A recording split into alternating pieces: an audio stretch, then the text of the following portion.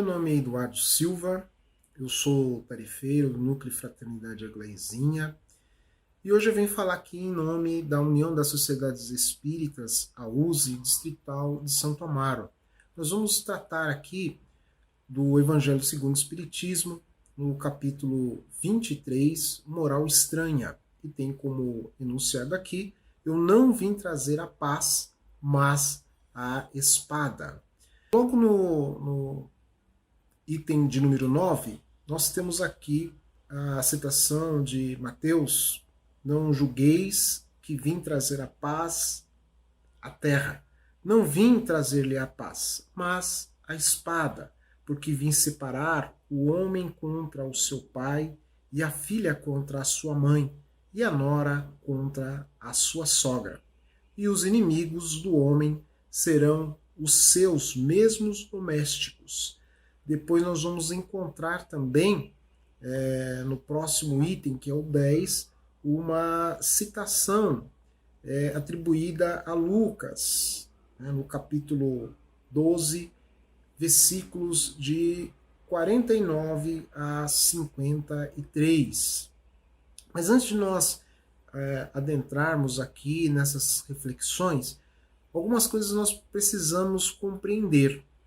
O nosso objetivo aqui é reflexionar um pouquinho acerca de algumas citações de Jesus, mas com a contribuição dos nossos benfeitores espirituais trazidas a Kardec. O primeiro passo é compreender alguns conceitos. Por exemplo, moral, que é a proposta trazida por Kardec. Moral, nós vamos encontrar lá no Livro dos Espíritos uma definição bastante interessante na questão 629, onde Kardec pergunta aos benfeitores espirituais: que definição se pode dar à moral? A resposta: a moral é a regra da boa conduta e, portanto, da destinação entre o bem e o mal. Funda-se na observação da lei de Deus. O homem se conduz bem quando faz tudo dentro em vista o bem e para o bem de todos, porque então observa a lei de Deus. Uma outra questão que precisamos compreender, nós estamos falando de moral, e depois estranho. O estranho, ele vem do verbo estranhar. Vem do verbo estranhar. Achar extraordinário, oposto aos costumes, ao hábito, achar diferente do que seria de se esperar, ou seja, fora do comum.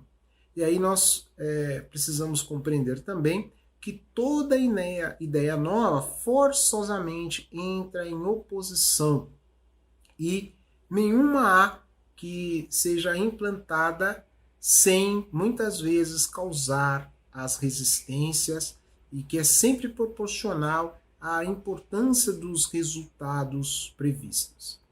Bom, dito isso, precisamos, sempre quando nós vamos verificar, acompanhar, fazer um estudo, fazer uma reflexão acerca do Evangelho, nós precisamos considerar algumas coisas. O primeiro passo, a primeira consideração é a etimologia da palavra, observar a origem, essa origem próxima ou remota das palavras e principalmente a evolução histórica. Precisamos fazer uma outra observação, que é a semática, que é o estudo das mudanças que no espaço e no tempo experimenta a significação dessas palavras, consideradas como sinais das ideias.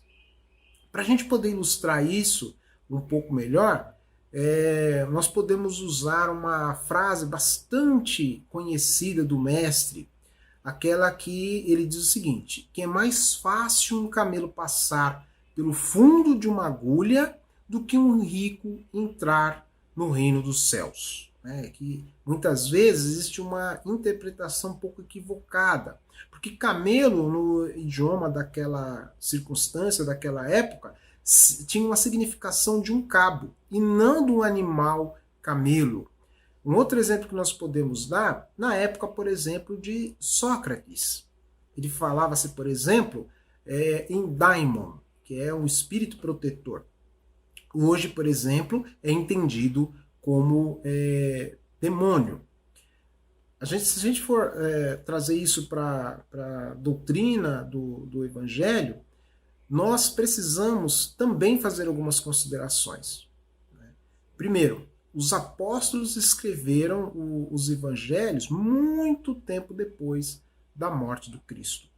Fora isso, ainda temos as questões da tradução de uma língua para outra. E depois nós precisamos, especificamente nessa passagem, nós precisamos compreender a questão da simbologia de paz e de espada. Nós vamos perceber que o ensinamento da paz e da espada, como todos os outros ensinamentos de Jesus, trazidos por Jesus, ele possui conteúdo alegórico. A espada do Cristo é a espada de fraternidade. Agora, ela pode passar a ser um instrumento, muitas vezes, de violência, de opressão, nas mãos de propagador de determinadas seitas, muitas vezes de religiões, de ideologia. Aí sim, ela tem um significado de opressão. O espiritismo, ela tem uma semelhança com o socratismo e o cristianismo, porque ela traz um novo paradigma para a humanidade e pode ser também interpretado como uma nova espada. Agora, não será aceita sem lutas, controvérsias, oposições. Agora, a sua pujança ela não está na disputa sangrenta, mas na modificação interior que proporciona a cada um dos seus adeptos uma transformação, uma luta que se trava diariamente, porém não é com o nosso semelhante, é uma luta contra nós próprios, contra o mal que muitas vezes está no nosso comportamento, nas nossas atitudes, fazendo dessa forma que nos tornemos promotores da paz. A palavra de Jesus deve, portanto, ser entendida como referentes às discórdias que ele previa que a sua doutrina iria provocar aos conflitos momentaneamente que surgiriam como consequência natural dessas lutas, que teria que enfrentar para essa doutrina, a doutrina cristã, poder se consolidar, poder se firmar. Era como um remédio que veio para curar, mas cujo esse remédio ele provoca uma crise salutar, removendo os males, muitas vezes, dessas enfermidades e desses doentes. Então, nós precisamos compreender melhor o que Jesus quis dizer como não vem trazer a paz, mas a espada. Quando ele está falando muitas vezes dessa espada, ele fala desse instrumento que é um instrumento pontiagudo na maioria das vezes, e um instrumento que corta, mas ele está dizendo aí desse corte íntimo de cada um. Ele está se referindo à guerra que nós travamos intimamente para conosco todos os dias, através de uma reprogramação de comportamento, de atitude, de ação, uma atitude de nos transformar intimamente. Veja que ele não veio, quando ele diz assim, olha, eu não vim trazer a paz. Que paz? Acomodação, aquilo que muitos entendem, porque é interessante porque a paz, muitas vezes ela se assemelha, inclusive, à felicidade. Mas qual é essa verdadeira felicidade? Jesus a todo momento fazia esses questionamentos. Porque muitas vezes nós temos uma ideia um pouco equivocada de felicidade, de alegria, de estado de tranquilidade. E aí, a gente fazendo essa reflexão, lembrei-me também de uma passagem de Joana de Cusa, quando ela que era casada com uma pessoa que fazia parte do Império Romano, era um servidor do Império Romano, e que ela tem contato com as propostas do cristianismo, as propostas do Cristo, e certa feita ela procura Jesus e vem falar com Jesus sobre as suas angústias, porque afinal de contas o esposo dentro do lar, veja, não vim trazer a paz, mas a espada. Vejam toda a proposta do Evangelho segundo o Espiritismo que nos esclarece sobre alguns pontos que, olhando à primeira vista, sem essa compreensão, parece até contraditório os ensinamentos de Jesus. Veja que dentro do lar havia uma pessoa que proferia uma outra crença, né? Ainda estava muito ligado ao paganismo. E ela manifestava a Jesus, nós vamos encontrar isso na narrativa de Humberto de Campos, onde ela descreve toda a sua chateação, a sua angústia, e aí Jesus se volta a ela: minha filha, vai para casa e ame mais o teu marido, porque ele vai precisar desse amor. Então consta que, passado algum tempo, eles que tinham inclusive servos, esse esposo ele vem a desencarnar, já com as suas finanças totalmente comprometidas. Ela que tinha servo passa a fazer afazeres domésticos, justamente, já tinha filhos inclusive, e foi muito necessário esse contato para compreender, para perdoar e para amar, sobretudo, o seu cônjuge dentro do seu próprio lar. Então veja que a doutrina do Cristo ela é provocativa no sentido de exigir de nós, solicitar de nós uma mudança de comportamento. E exige por parte de nós, por parte sobretudo dos cristãos, sobretudo dos espíritas, por que não, uma modificação, mas principalmente muita coragem. Muita coragem no sentido de nos transformarmos, de enfrentarmos, né, todo o mal que existe ainda dentro de nós.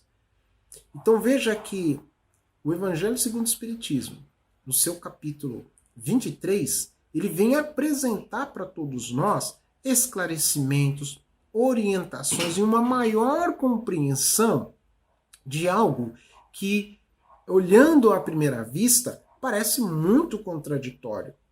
Jesus, que é amor, que é doçura, que veio justamente para os enfermos do corpo, mas principalmente do espírito.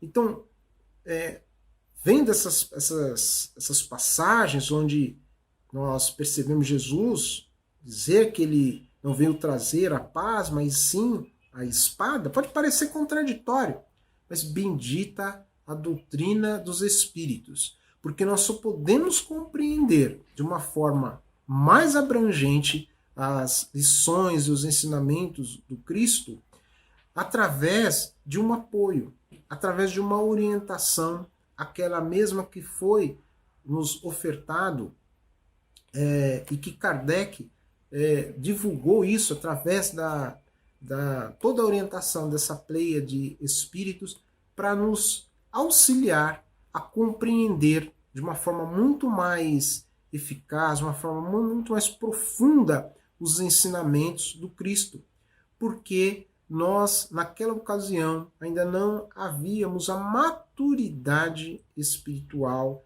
para compreendermos todas essas verdades. E aí, graças a Deus, né, com o Consolador prometido, nos é tirado esse véu, onde nós podemos entender, podemos compreender e, sobretudo, algumas passagens que pode parecer estranha para todos nós, ela passa a fazer muito mais sentido e, principalmente, nos consola diante das nossas angústias, das nossas incertezas e acalenta os nossos corações.